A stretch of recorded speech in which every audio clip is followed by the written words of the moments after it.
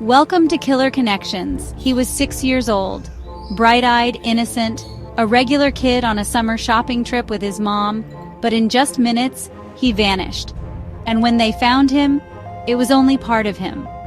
This is the case that changed America. This is Killer Connections. July 27, 1981, Hollywood, Florida. Reeve Walsh walks into a Sears store with her son Adam. He asks if he can play a video game at the display near the toy section, just a few feet away. She says yes. Minutes later, Adam is gone. Mall security recalls a group of boys being asked to leave. Did Adam follow them out? Was he pushed out? No one really knows. What they do know is that was the last time anyone saw him alive. 2 weeks later, August 10th, 1981, a canal near Vero Beach, 120 miles from that mall.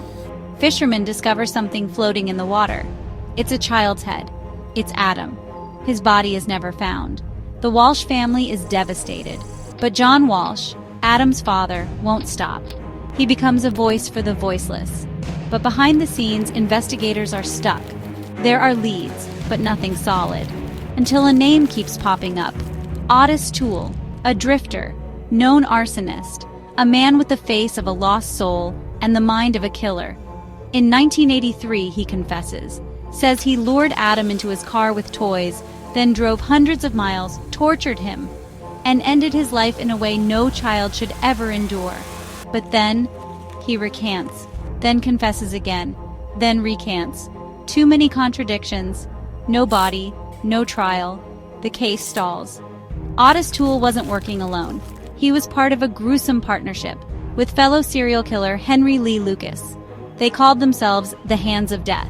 Two drifters, hitchhiking, stealing, killing, coast to coast. Toole was the submissive one, Lucas the manipulator. Together, they murdered indiscriminately. Men, women, and yes, children. That's the killer connection. Adam Walsh was one of many innocent victims in their bloody trail. In 2008, 27 years later, police officially closed the case. They named Ottis Toole as Adam's killer. Toole had died in prison in 1996. There was no trial, no confession on record, but the evidence was enough. Adam's legacy lived on.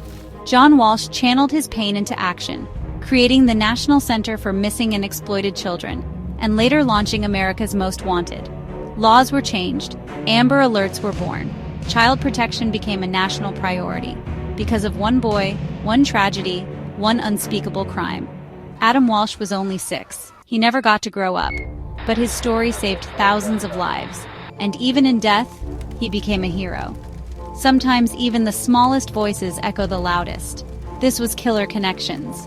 Don't forget to like, comment, and subscribe for more haunting true crime stories that expose the darkest webs between killers, victims, and the chaos that connects them all.